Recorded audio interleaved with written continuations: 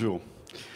Donc oui, effectivement, on va parler Smart City et en particulier du projet de la communauté de communes du PIO Val d'Alzette et de son volet mobilité. C'est pas que de la mobilité, mais il y a un volet mobilité qui est très important.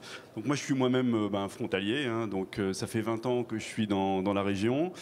Il y a 20 ans, je mettais 45 minutes pour aller travailler. Je pouvais me permettre de positionner un rendez-vous au Kirchberg à 9 h du matin, ça posait pas de problème. Aujourd'hui, c'est plus tout à fait ça. C'est devenu totalement impossible. À part l'année de la crise des subprimes où on a eu une petite baisse du trafic, l'augmentation elle est continue et on atteint des niveaux de saturation qui sont énormes et qui sont surtout absolument partout, en particulier depuis l'arrivée des applications comme Waze. Il n'y a plus un endroit qui est épargné. Donc ça c'est un problème qui est bien connu, en particulier des gens du territoire de la CCP-HVA hein, qui sont directement sur les axes. Et c'est pour ça qu'il faut transformer en profondeur et il y a cette ambition de territoire connecté. Alors c'est quoi un projet Smart City hein? Donc le projet Smart City, là c'est un partenariat d'innovation. Donc c'est un partenariat qui est unique en France. Pour l'instant c'est le seul. Et l'objectif, c'est de co-construire en fait les solutions d'avenir sur différents domaines, hein, l'environnement, la silver economy, les déchets et bien entendu la mobilité, qui est un des gros points chauds. Donc les chiffres qu'on a déjà entendus donnent le vertige. Aujourd'hui, la CCP-HVA, c'est 28 000 habitants. Dans 20 ans, c'est 2 fois ça, au moins. Il y a 80% des gens qui habitent, qui travaillent au Luxembourg. Dans 10 ans, comme on l'a déjà dit, on attend peut-être déjà 50 000 frontaliers de plus. Et on sait que les infrastructures telles qu'elles sont aujourd'hui, tous les projets qui sont connus, qui n'ont même pas été faits, suffiraient juste à résoudre les problèmes actuels. Et les problèmes de dans 10 ans et de dans 20 ans, on n'y pense même pas. Donc il faut un changement complet de paradigme, il faut un changement d'usage. L'infrastructure ne suffira pas. Donc comment? Alors comment le numérique peut aider? Donc le numérique déjà c'est un projet qui est au service d'une transformation.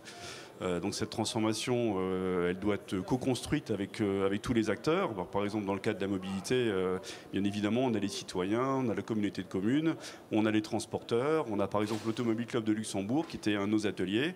Donc c'est des solutions qu'il faut construire tous ensemble. Et dans le cadre de cette construction, donc, on va identifier les usages, on va construire des solutions.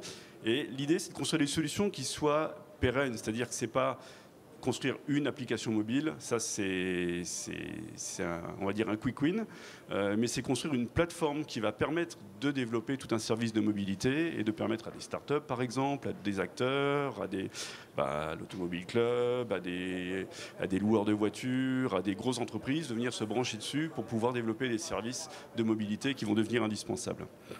Donc cette mobilité transfrontalière, on a démarré en fait sur le sujet de la mobilité avec déjà on a fait un premier atelier et c'était vraiment très intéressant parce qu'en fait on se rend compte qu'il y a un puzzle de données qui est absolument gigantesque et que personne n'a l'intégralité des informations. Vous travaillez sur le secteur, vous habitez sur le secteur d'Audun-le-Tiche, vous voulez travailler à Luxembourg, vous devez prendre le bus pour aller travailler. Déjà je le prends le bus. À quelle heure il est censé passer, à quelle heure il va vraiment passer, de quel côté de la rue il va passer, c'est pas une blague, c'est une réalité. Alors ça c'est vraiment que le point de départ. Hein. Si on veut aller plus loin, faire tout le trajet complet, c'est beaucoup plus compliqué. Donc il y a tout un tas d'informations déjà qu'il faut amener directement aux citoyens, mais également aux acteurs qui vont permettre de les démultiplier. Donc des informations basiques comme des horaires, des informations ou des services avec un peu plus de valeur ajoutée. Par exemple, comment j'achète un billet qui me permet de faire une partie du trajet en France, l'autre partie au Luxembourg, changer, prendre un vélo électrique, rechanger, prendre une voiture, etc. Aujourd'hui, ce n'est pas possible. Donc il va falloir mettre en place des infrastructures numériques qui permettent de faire ça. Donc la mobilité, on voit tout de suite, c'est vraiment un écosystème qui est extrêmement complexe. Il y a vraiment beaucoup d'acteurs et il y a beaucoup de données. Or, ces données, c'est ça qui fait la richesse d'une plateforme Smart City. Ce n'est pas l'application mobile qui est tout au bout, c'est tout ce lac de données, comme on dit, toutes ces informations qui, ensemble, vont permettre de donner de l'information aux usagers, mais également de construire des services qui, en partageant ces informations, vont permettre de la mobilité multimodale, par exemple. Voilà, donc ça ne va pas remplacer l'infrastructure, hein, on le sait bien, mais c'est un complément qui est indispensable. Par exemple, partir de Metz, aller jusqu'au Luxembourg, après changer de moyen de mobilité pour aller au travail sur le territoire, se redéplacer. Quand on est déjà à la limite du supportable en termes de temps de trajet, il faut des systèmes où il n'y a absolument aucune friction. Et c'est là que le numérique peut aider énormément. Supprimer la friction entre les différents modes de transport. Voilà. Mais le potentiel de ces données de mobilité, il ne s'arrête pas là. Avec ces données de mobilité, on peut aller au-delà.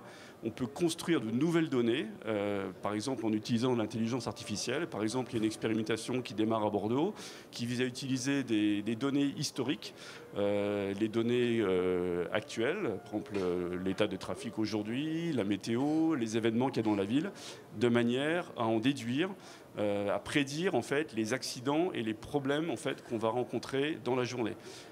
Imaginez le fait de pouvoir prépositionner des moyens d'intervention en fonction des pannes, des accidents qui vont arriver sur la 31, c'est un impact énorme. C'est quelque chose qui est très intéressant parce qu'on sait aujourd'hui que la moindre voiture arrêtée sur le côté, même s'il n'y a pas d'accident, vous avez 1 heure de bouchon derrière vous. Voilà. Donc ce projet de plateforme numérique devrait être suivi de près. C'est vraiment une initiative extrêmement intéressante. C'est un mode d'action qui est unique, hein, ce partenariat d'innovation. Et ce socle numérique n'a pas vocation à remplacer les infrastructures, mais il en est complémentaire et il en est tout autant indispensable. Parce que la mobilité de demain, en région transfrontalière, ce n'est pas la mobilité d'aujourd'hui. Tant pis pour ceux qui aiment bien la voiture, mais on ne peut pas continuer comme ça et on va au-devant d'un énorme problème. Donc ce socle numérique, c'est le socle qui est indispensable pour pouvoir développer les nouveaux services, certains qu'on ne connaît pas encore, qui permettront de traiter une partie de ces problèmes. Voilà. Merci.